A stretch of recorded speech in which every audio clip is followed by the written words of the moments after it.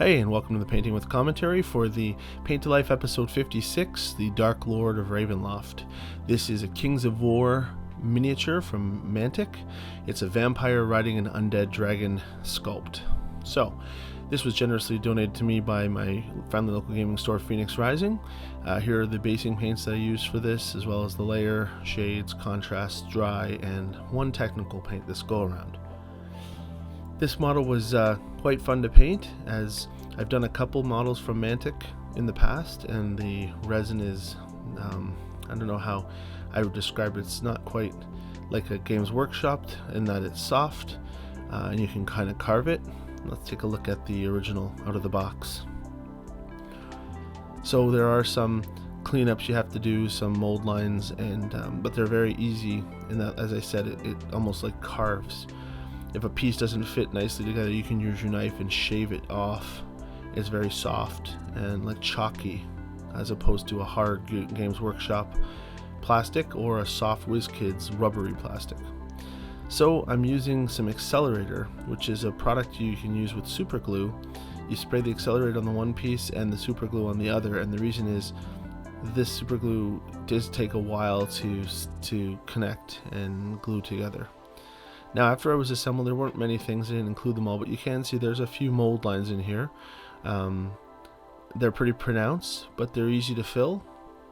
And I'm going to go showing you how I did that here. You can see, especially under the neck.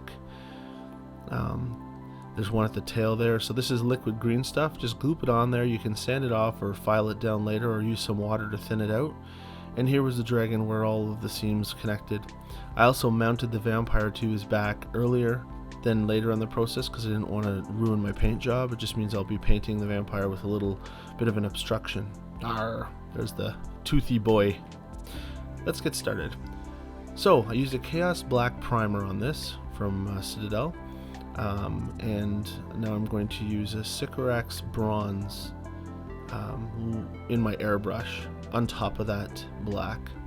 Now, applying this light bronze with so much thin, it's quite transparent, and that's a really neat way of getting some cool definition, as the paint is somewhat transparent, so the black shines through, and the more paint you apply, the darker it gets. The bronzier it gets, and the less you apply, the more matte and black dark bronze it stays.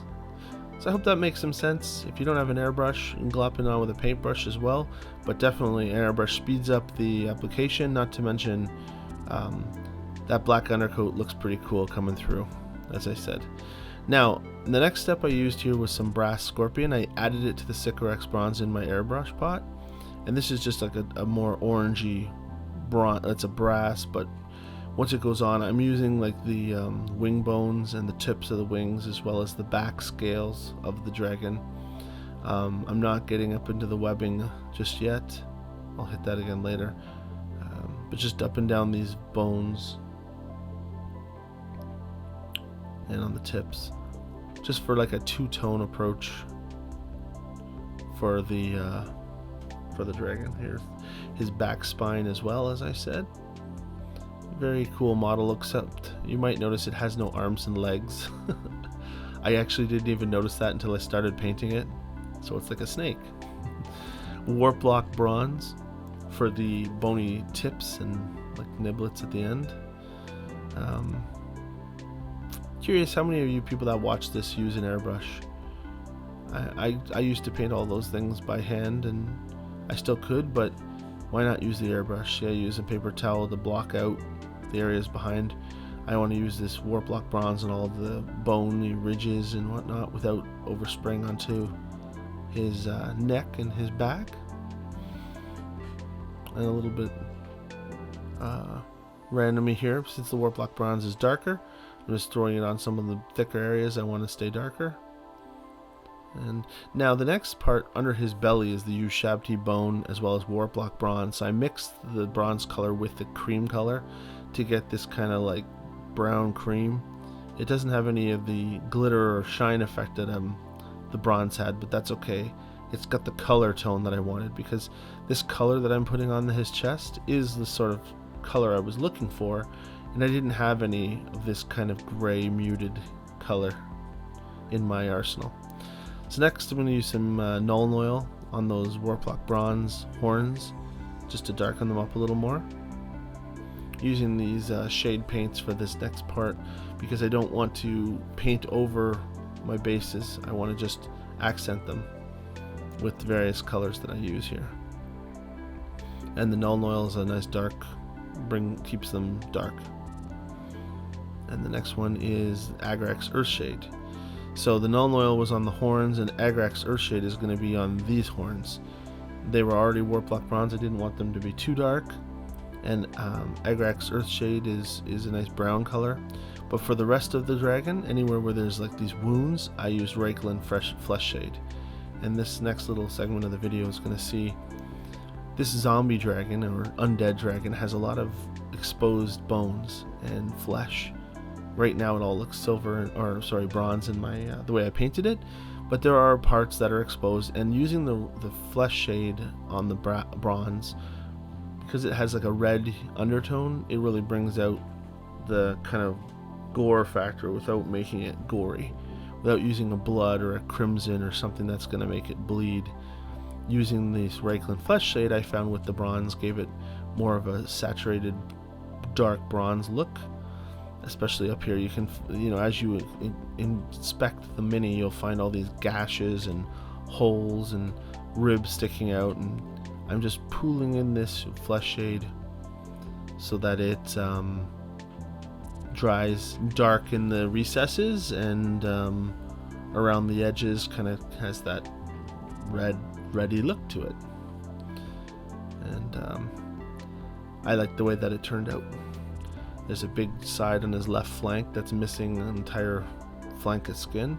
Just putting in the flesh shade, and then I'm going to hit this again later with a darker shade. I think I used the Agrax Earthshade again later as well in these gaps and these gashes, just to darken it up a little bit, because around the edges it's a nice bronze look, but the actual sunken area, I wanted it to be a little more shadow, and rather than painting it black, I just used a dark brown, which is the Agrax Earthshade, so it settles brown in the dark spots. And then we get to work on the bones. Yeah, don't forget on the underside of them. And there's Rakarth Flesh. So this is the bone color I chose to use, Rakarth Flesh. And I did that, normally you use Wraith Bone or different other cream colors. This is more of like a tan. And just keeping in tone with the brass and the browns, I use this one because it's a little more gray, and I plan to treat them later anyways. I just didn't want the bones to look too yellow. Oops, someone's doing pots and pans upstairs. So as you can see here, we are finding all these ribs and these exposed bones, finding anywhere that amongst the flesh may lay a bone, and some of those ribs are very big, so you have to use the flat of your brush to do both sides as well as the top, and being very careful. I know many of you might not paint this exact mini, but brushmanship, and as you paint more, your hand gets more and more steady, which is important for projects like this, because at this point, if I mess up and touch the paint onto something else, because I took a lot of time to gradient the bronzes and the brass and the amount that I put on the sides of the dragon to cover the black undercoat. You can see that side there looks sparkly. That's because there's black kind of coming out through underneath versus his neck where it's applied thicker and it's more solid one color. You don't want to make a mistake with this paint and accidentally clip your side, because it's going to be very hard to touch up something that's so specific. Well, specific, right? It's going to be hard to touch up something that's been built up and layered and brushed on the way these have been. If you just take all those colors are a combination of all the other colors, and if I just take one of the colors and try and match it as close as I can and put it on there, there's going to be a defect. You'll see it. Maybe you won't see it from 5 feet away, maybe you won't see it from 2 feet away, but if you were to inspect it, you'd see, oh, I see here where you messed up and tried to cover it with bronze, which that bronze doesn't exist anywhere else on this dragon because you've mixed so many colors together. So Just be very careful when doing any type of detailing like this, that you're gentle, slow, use a small brush without too much paint on it, because you don't want to put so much on that when you touch it, it blobs over. And now we're going to use some Black Templar in the next clip here. And for the final thought with regards to being careful, if you do make a mistake, you can quickly use a wet brush full of water and kind of scrub that fresh paint right off, and then use rinse your brush, touch it, rinse your brush, touch it, and it will actually suck the paint out and the pigment out, and you know, you've kind of wet erased your mistake. But you know, that's last resort. So now ceramite white, which I didn't have in the paint roll call at the beginning. I normally don't paint teeth white because it's too stark, but I knew full well that I was going to be applying contrast paint to them. And again, your contrast paints will change based on the color you put on top of them, and instead of a creamy start for the teeth, this time I was going to start with the white, which I was actually kind of happy with how that turned out. Alright, so there's his teeth, and now we're in the earth shade again. I want the Agrax earth shade on top of these bones and in the sort of sunken areas. The bones are going to get another treatment next, but for now they can expect some earth shade to, if there are any details on them, little scratches, marks, this will highlight them, and it'll also help darken that bone color. And I'm also using Reikland flesh shade again. I wanted to differentiate the tops of these wings a little more, so by using this flesh shade, that red really draws out that color, that red color that's in the bronze. And actually it was scorpion, brass scorpion we put on these wing bones. So you can see there's a lot more black on the wing webbing. It's not as black as it looks in these pictures, but it is still dark. That's because I didn't apply that much to it. And by using these shades to colorize, if I spill a little over, it's not as noticeable than if I was using paint on top of these things. But this is also about the time I realized there are these cool gouges on the tops of the wings. You see them? That's exposing bone, and I never realized that when I was doing the ribs. So I'm going to have to come back over these wings and hit those little spots of bone, and also with the fleshy kind of undertone, which I think is next. Yes sir, Screamer Pink. So Screamer Pink is going down in between the bones. Now since I've already painted the bones, you know, you always hear me say you should paint from the bottom up, so I should have painted the Screamer Pink before I did the bones, but for some reason I didn't in this case. But it's okay, with a little bit of concentration it's not too much of a mess. And I guess if I was to clip one of those ribs, I could just quickly use some of that color and just fix it up. But yeah, for some reason I should have done that first. So this Screamer Pink looks very pink, but it dries darker and it's more subtle. And again, I have a technical paint that I'm going to be applying to all the gore of this model. And that came from, you know, when you do a zombie T-Rex, as I have before, Caladrax, the Undead, in Paint to Life episode 50, he was dead, straight dead. The zombie T-Rex was an animal, so it had red blood, so the gory area should be red. But I didn't know what color a dragon's blood would be, especially a metallic dragon like a bronze. It's a good aligned creature, not to say they don't bleed red, but I kind of envisioned a different color than red for its blood. But not so much that I wanted to make it look farcical, where I had like this like yellow paint suddenly, although that would be really interesting. No, we'll get to it though. It's coming up later. Here are those wing bones I said I noticed while I was painting.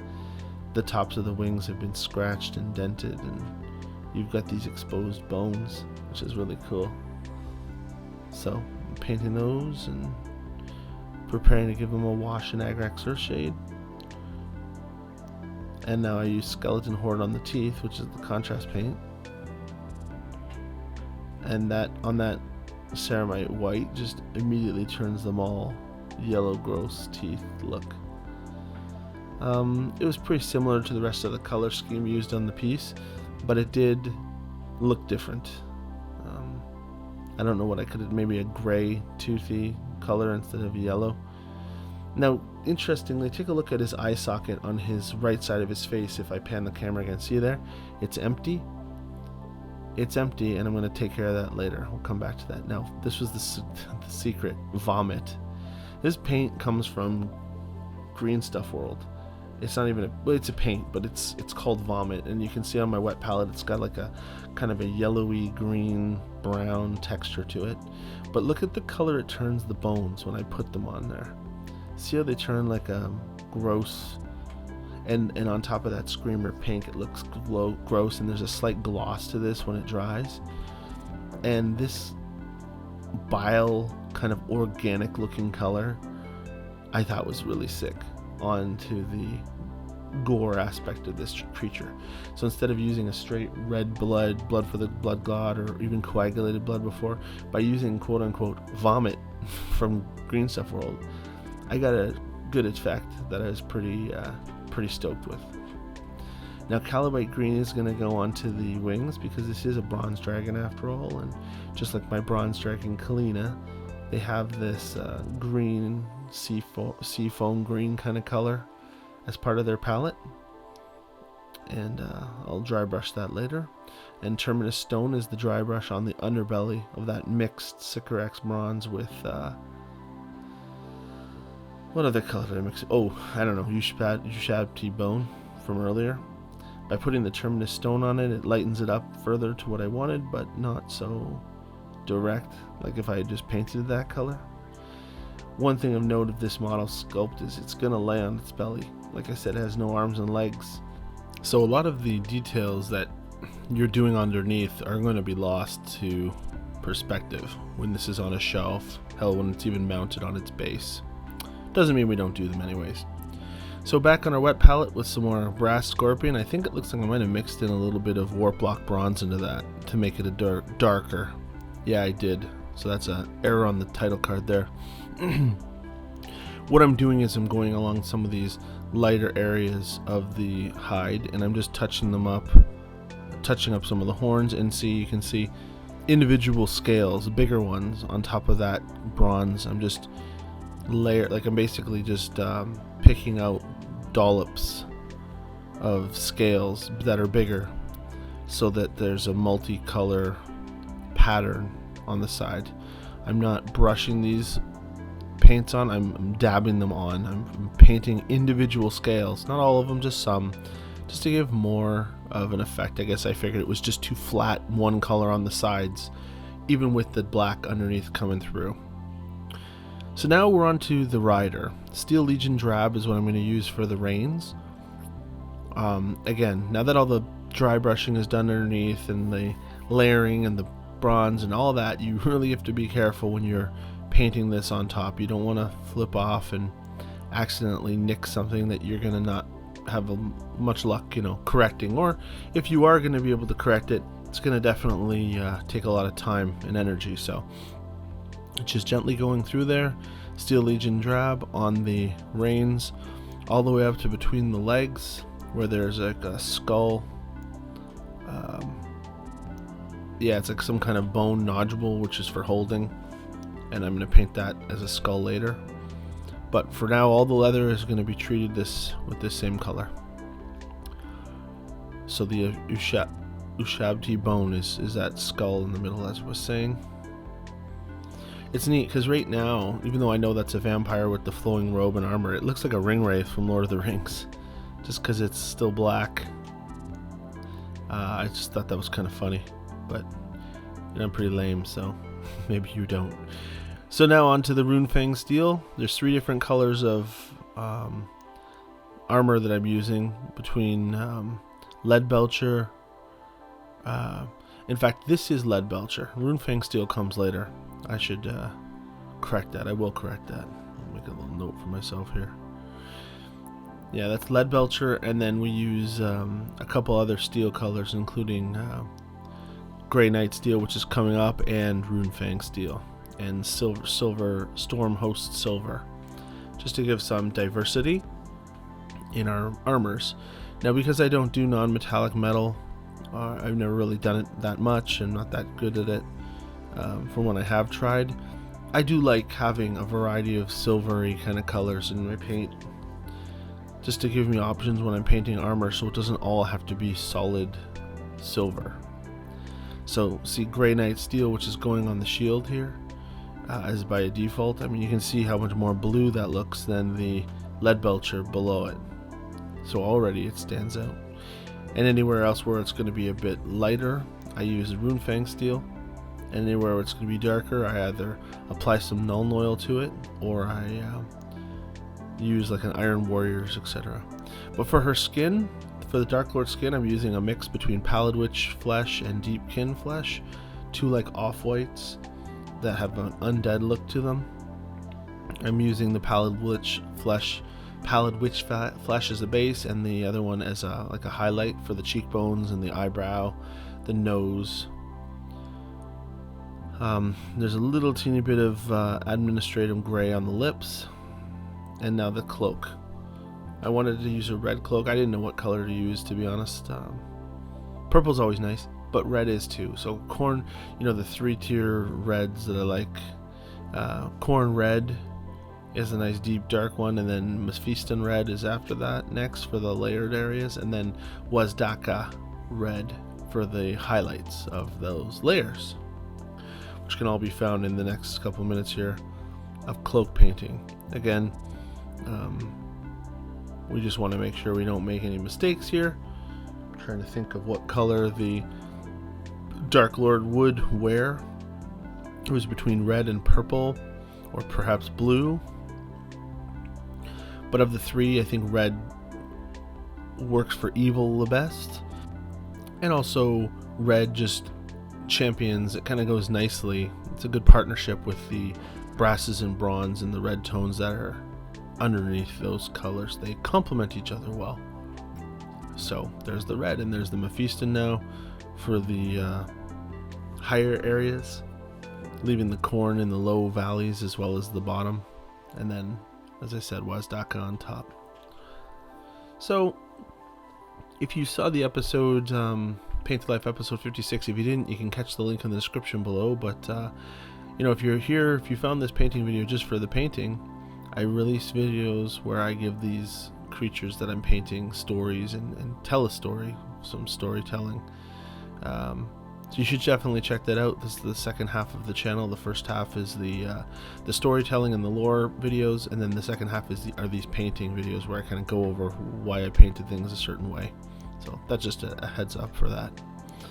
Now this cool glaive that the Darklord has, you can see I'm using the Shabti bone. It has these two blades, and they're nestled up within skulls, and I thought instead of your typical brown handle, there were some bands along the top which either were for leather handles, or I just imagine it's a bone staff. It's like this Darklord is using a spinal column as a weapon with some skulls and blades attached to each end. It seemed pretty cool, so by boning it up down the staff and up the skulls, that's how we did that, and we'll come back to that with some contrast later. So now we're using some stone vermin fur, or whatever that paint that just flew by there was. She's got this fur cloak, so we're going to paint it with Storm Reaver fur or whatever, and then once that dries, I'll go back to it. Storm Host Silver now onto the actual glaive blades. Storm Host Silver is the most silver of the Games Workshop paints. It's one of their metallic lines, so it has little flecks of I don't know, something. It just looks like liquid mercury when it's in the pot. It's very cool. I wanted the weapon blade to, again, there's 3 different grays on her. I wanted the weapon to stand out. Now, as I was mentioning earlier, there's an eye socket on the right side of the dragon's skull, and I didn't want an eye socket. I wanted 2 eyeballs. I don't like eye sockets. Sometimes I do, sometimes I don't. It is this hollow for no eye. So I used a little bit of green stuff, rolled it into a ball, and set it in the eye socket so that I could paint the sculpted eyeball, which is what I'm doing here. Because otherwise you only have one eye socket that's glowing or lit, and the other one is empty, and it can look cool if you're doing like a dinosaur, I guess, but when it's an undead, I guess any type of animated skeleton would be undead, but something that's sentient like this should at least have some You know, the eyes are the windows to the soul, and without eyeballs, you just don't have any context of what is this creature's disposition or what is it all about. So hence I sculpted a little eyeball, tucked it in there, and now he has 2 glowing eyes that are white. Now back to the cloak that's dried. It's administrative gray, just some layering on top, so it gives it a 2-tone. I start with light, watered down administrative gray so that it stays super light, and I thicken it up with more and more pigment the higher I get, so that until the top is, they almost look like white. Alright, and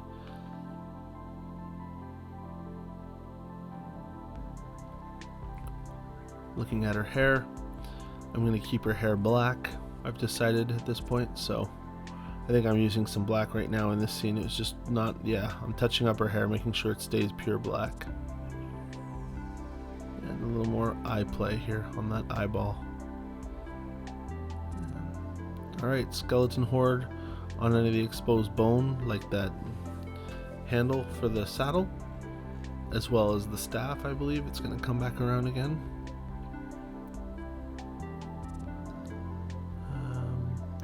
This is snakebite leather. I'm going to put a marker there. I'm using the contrast snakebite leather on top of the Steel Legion drab to make the saddle. So that's what's going on in this scene here. There's also a few buckles on that saddle, some latches, and because I have some silver out still from my Darklord, I'm going to use that to paint the buckles so that it looks a little bit more exciting to look at than just a strap. I don't know if I catch that on camera though, to be honest.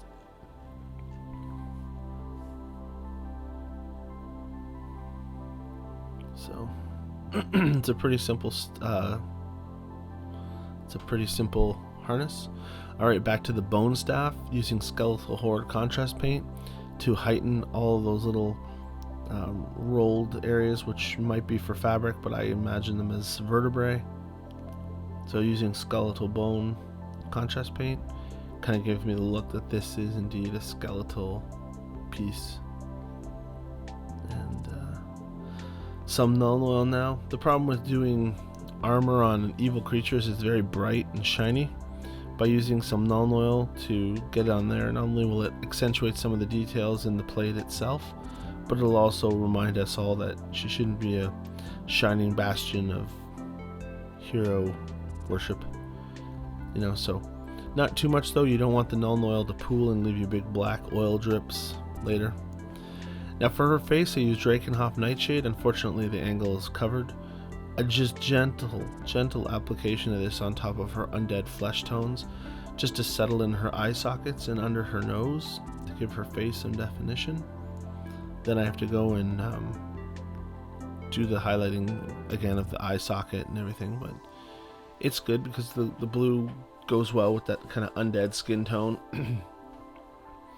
But it's also it's a very small step. I almost didn't even include in the video because this is a pretty long clip for really.